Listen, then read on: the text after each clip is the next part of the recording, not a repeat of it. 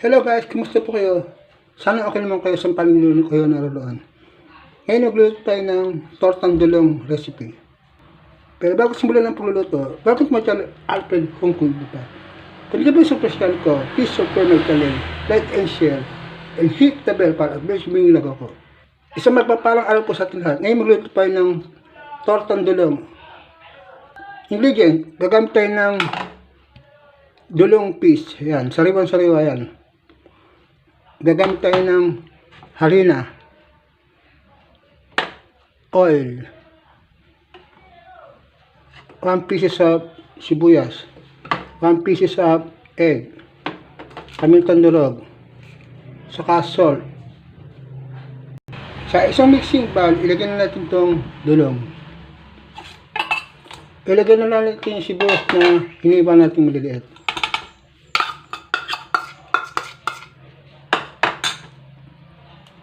Lagyan natin yung pamintang durog, yung pinong-pino. Saka natin haluin. Lagyan na natin ng harina.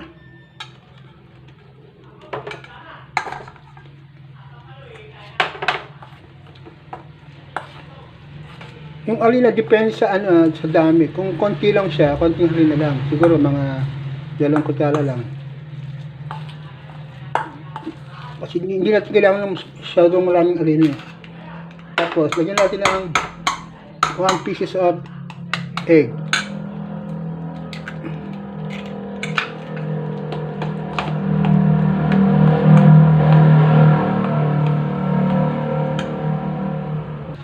Lagyan natin ng salt. At lagyan natin konting MSG. Tapos mix lang natin siya ng gusto. Ang technique niya para hindi siya dumikit pagka tinorta na natin, lagyan natin ng 1 tablespoon of oil. Sabi nila, bakit layo pala ng mantika pipitin naman natin sa mantika. Hindi kaya kasi para makoated niya yung dulong. Lagyan natin ng 1 tablespoon of oil. Para pag hinalo natin siya, mako-coated siya. Pag pilito na siya, hindi siya didikit sa kawali. Kasi depende sa kawali na kung hindi naman, pag sticky yung natin kawali, didikit siya.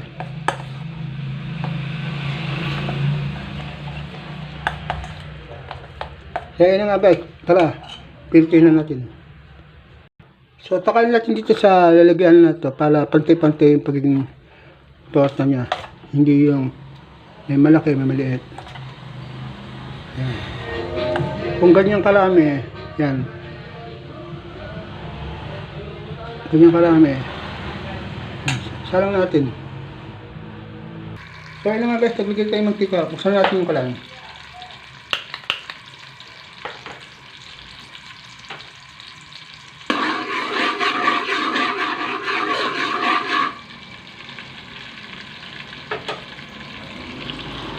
Ilagay natin itong dulong dandan.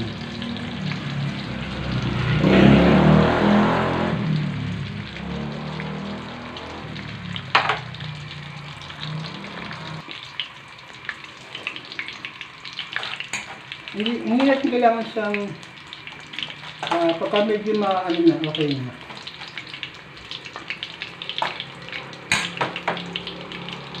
Babalik ko na siya 2 beses para luto-luto yung loob. Kung halimbawa okay na siya, babalik ko na siya tapos sa pambaliktad para siguradong luto yung loob. Kasi hindi pwede yung tutusin mo na yung kabila tapos pagbaliktad mo, tutusin mo naman. Dapat medyo half cook lang tapos baliktarin mo tapos ibalik mo ulit hanggang sa maluto natin yung loob. So, ayun nga guys, baliktarin natin ng una. Tapos, mamaya babaliktarin natin. Ayun guys, hindi siya dumidikit na kasi nilagyan natin siya ng mantika habang hinahalo natin siya. May mga kawali kasing masyadong madikit pagka hindi siya nabubuo. Yun, no. Yan. Hindi pa sa toasted, diba?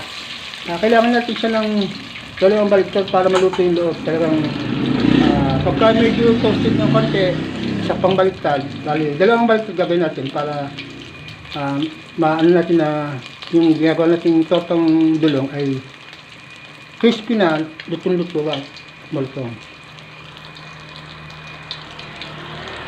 Yung iba kasi nagluluto, pag nagtotorta, isang baliktad lang, bali, pag totostusin nyo yan, tapos babaliktad rin na, tapos okay na.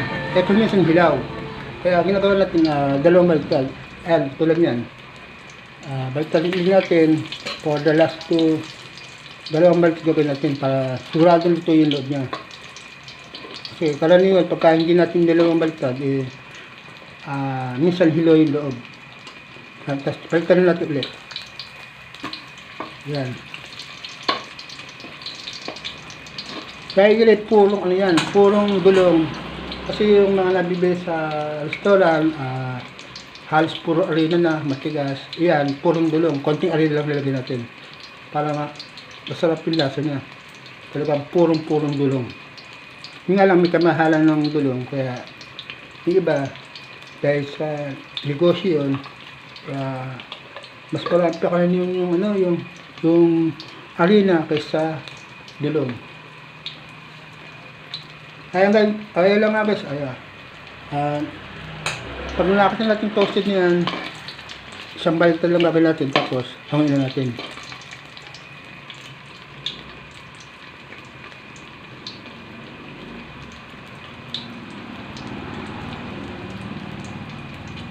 Huwag po tayo mag-skip ng babali. Salamat po sa panonood. Bilang tulong niyo sa content creator. Salamat.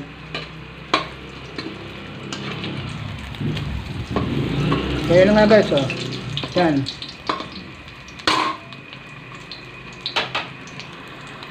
So ayun nga guys, habang pili-pilitin natin itong dulong, gawa mo tayo sa usawan. Gamit tayo ng suka, toyo, saka sibuyas na hiniwang maliliit. Lagyan rin natin ng paminta.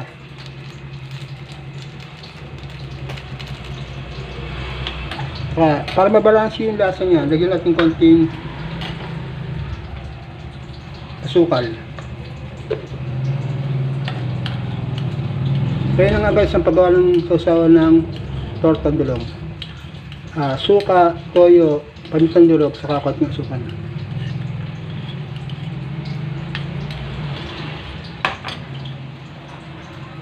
So ayun nga, para presentable ang ating tortang dulong, gamit tayo ng pinggang sosyal. Saka ito na yung suka natin na nagala. Ngayon, para medyo may art naman ang ating ginawang tortang dulong, gawa tayo ng art. Meron tayo dito ang kamatis na hinog.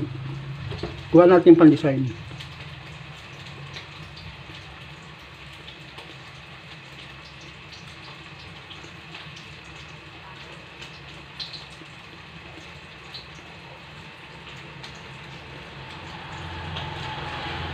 So, ilang nga lagyan natin dito. Tapos yung another one.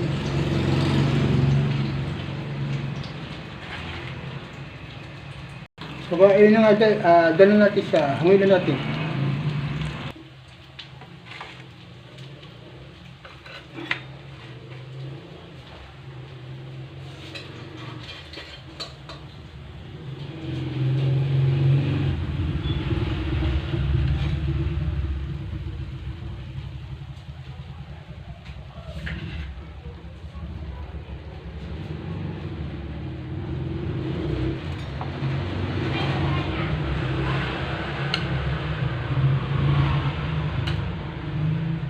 So ayun nga guys, tapos na natin itong ginawa natin tortang dulong with special suka. Bye bye. So ayun nga guys, dala natin itong tortang dulong recipe. Bye bye. Good vibes only and God bless us all. Peace out. See you in my next video people. Bye bye. Mabuhay po tayong katusok natin na may pagmananalig sa Diyos.